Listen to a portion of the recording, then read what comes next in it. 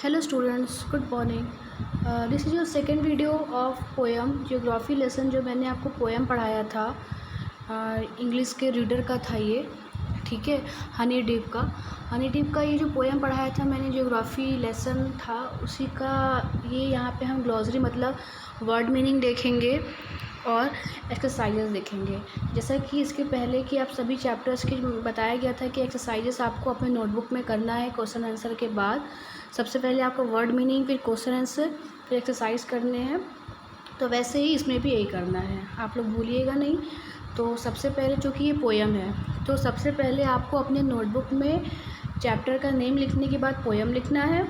Poem लिखने के बाद ये ग्लॉसरी मीन्स वर्ड मीनिंग लिखना है और वर्ड मीनिंग लिखने के बाद ये जो नीचे एक्सरसाइजेस दिए हुए हैं ये पूरा आपको करना है, ठीक है। तो चलिए ग्लॉसरी से स्टार्ट करते हैं। फर्स्ट है इनएविटेबल मीन्स होता है that can not be avoided, ऐसी चीज़ें जिसे हम अवॉइड नहीं कर सकते, जिसे अनदेखा नहीं कर सकते। हैप्पैज़ार्ड कल बताया था कि विदाउट प्लान और ऑर्डर, बिना किसी प्लान के, बिना किसी ऑर्डर की जो चीज़ें होती हैं उसे बोलते हैं हैप्पैज़ार्ड। नेक्स्ट है डिलिनेटेड मीन्स सोन, जैसा कि दिखाया गया हो या जैसा कि हमें बताया जा रहा हो या दिखाया जाए, क्योंकि सोन है तो दिखाया जा रहा हो, जैसा हमें प्रतीत हो रहा हो। तो ये 3 वर्ड मीनिंग है, आप ध्यान से देख लीजिए अच्छे से। आपको सबसे पहले पोएम लिखना है, पोएम के बाद ही ये वर्ड मीनिंग लिखना है। वर्ड मीनिंग के बाद देखिए आपको ये यहाँ से कुछ क्वेश्चन दिए हुए हैं वर्किंग विद द पोएम में। फर्स्ट है find 3 or 4 phrases in stanzas 1 and 2 which are likely to occur in geography lesson। 3 या 4 phrases बताने हैं जो कि स्टैंजा 1 and 2 में है, ठीक है। तो मतलब कि phrases बताने हैं। तो हम आगे भी देखते हैं इनका जो आंसर है, ये देखिए इसका आंसर है ये देखिए। फर्स्ट क्वेश्चन का आंसर है यहाँ पे कि ये 4 स्टैंजा 3 या 4 पूछा था, ठीक है। 3 या 4 फ्रेजेस पूछा था स्टैंजा 1 से स्टैंजा 2 से। तो ये जो दोनों फ्रेजेस लिखे हैं वो स्टैंजा 1 से हमने लिखा है और ये दोनों हैं लास्ट के, ये स्टैंजा 2 से लिया है। तो क्वेश्चन 1 लिखने के बाद आप आंसर में लिखेंगे फर्स्ट नंबर डाल के the city had develop the way. Next है second it had seen it scaled 6 inches to the mile, ये MILE है माइल, ठीक है।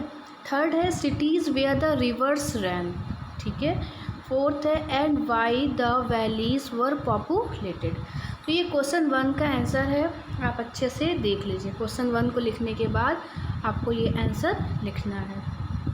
फिर देखिए यहाँ पे है क्वेश्चन नंबर 2, यहाँ पे कुछ टिक मार्क जैसा है।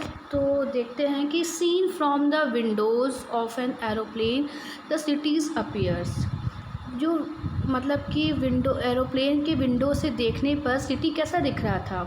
As haphazard as on ground, as neat as a map, as developed as necessary, मतलब कि उन्हें ऐसा दिख रहा था कि जैसी ज़रूरत हुई है लोगों की वैसे ही सिटी का निर्माण कर दिया गया, वैसे ही घरों को बना दिया गया है, ठीक है। उन्हें ऐसा ही दिख रहा था। फिर है mark the right answer. Question number 1 का आंसर लिखने के बाद आप सेकंड का करेंगे। सेकंड में ये लिखने के बाद जो सही है ऑप्शन है उस पर ऐसे मार्क कर देंगे। फिर है मार्क द राइट आंसर का थर्ड देखिए which of the following statements are examples of the logic of geography. इनमें से कुछ देखिए 5 पॉइंट्स दिए हुए हैं। ये कह रहा है इनमें से कौन कौन से पॉइंट्स हैं जो जियोग्राफी के लॉजिक हैं।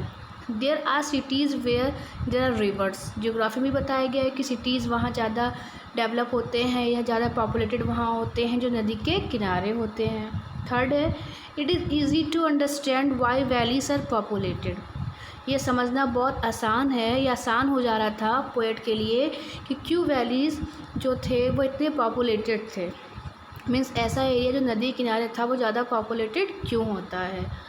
फोर्थ है it is difficult to understand why humans hate and kill one another, ठीक है। और उन्हें ये समझना बहुत ही कठिन हो जाता है कि आखिर लोग एक दूसरे को हेट क्यों करते हैं और क्यों एक दूसरे को मारते हैं। तो आपको अपने नोटबुक में क्वेश्चन 3 में ये पहले पूरा लिखना है, उसके बाद ये 5 पॉइंट्स तक लिखना है। हाँ, 5 पॉइंट्स लिखने के बाद इसमें कौन कौन से पॉइंट सही है, फर्स्ट, थर्ड एंड फोर्थ, उसको ऐसे टिक करना है। लिखना आपको पाँचों है, ठीक है, लेकिन tick first, third and fourth करना है। फिर है लास्ट है कि mention 2 things that are clear from the height. हाँ, तो 2 ऐसी चीज़ों के नाम लिखने हैं जो मतलब कि हाइट्स पे जाने के बाद भी क्लियर थे, और सेकंड पूछा है कि हाइट पे जाने के बाद क्लियर नहीं थे। तो आइए नीचे देखते हैं, ठीक है। ये देखते हैं क्वेश्चन नंबर 4 का है। तो फर्स्ट क्या है कि आप जब क्वेश्चन लिखेंगे तो ऐसे लिखेंगे, क्वेश्चन 4 को लिख लेंगे यहाँ तक पूरा ये सब, फिर आंसर में 1 का, जैसे ये 1 दिया है ना रोमन में, तो आंसर 1 रोमन में लिखेंगे, फिर उसका फर्स्ट पॉइंट लिखेंगे जो हाइट से क्लियर दिख रहा था। Cities are developed where rivers run, cities वहाँ डेवलप है जहाँ नदियाँ बह रही हैं, ठीक है। एंड सेकंड क्या क्लियर दिख रहा था, and why the valleys are populated, जो वैलीज़ हैं, जो घाटी हैं, वह पॉपुलेटेड क्यों है, वैलीज़ आर पॉपुलेटेड, ठीक है। तो यहाँ लिखा हुआ है, देखिए सब स्पेलिंग आप देख लीजिएगा। उसके बाद यहाँ पे है कि not clear from the height, उतनी ऊंचाई पे जाने के बाद भी जो पोएट को क्या क्लियर नहीं दिख रहा था, तो क्या नहीं दिख रहा था, why people hate each other, ये पी है, पीपल मतलब लोग, क्यों लोग एक दूसरे से हेट करते हैं, ठीक है। ये है हेट, ये देखिए ये हेट है, HATE, ये हेट, ईच ये अदर है। नेक्स्ट है second, why we build walls, okay, मैं दिखा देती हूँ अच्छे से। वॉल्स मतलब समझते हैं ना, दीवार, आपको पोएम में ये सब कुछ लिखा मिलेगा। वाई वी बिल्ड वॉल्स मतलब दीवार, एक्रॉस, ACROSS, एक्रॉस सिटीज़, ठीक है, कि चारों तरफ सिटीज़ के चारों लोग दीवारें क्यों बनाते हैं, ये सब पोएट को क्लियर नहीं हो रहा था। तो बेटा ये जो एक्सरसाइज है ये आपका यहीं कंप्लीट हुआ। In next video we will discuss about lesson 3। इसे आपको सब कुछ लिखना है, मैं फिर से बता दे रही हूँ। सबसे पहले आपको चैप्टर का नेम लिख के पोएम लिखना है, पोएम के बाद वर्ड मीनिंग लिखना है, वर्ड मीनिंग के बाद यहाँ से लिखना है आपको क्वेश्चन नंबर 1, 2, 3, 4 सब कुछ लिखना है। क्वेश्चन 1 का आंसर मैंने बता दिया है कि ये है, एक बार आप अच्छे से फिर से देख लीजिए, इसको पॉज करके आप ये नोटबुक पे लिख लीजिएगा। ये सारे ही क्वेश्चन ऐसे ही आपको लिखने हैं, ओके बेटा। तब तक नेक्स्ट वीडियो में हम लोग लेसन 3 को डिस्कस करेंगे, तब तक के लिए बाय बाय।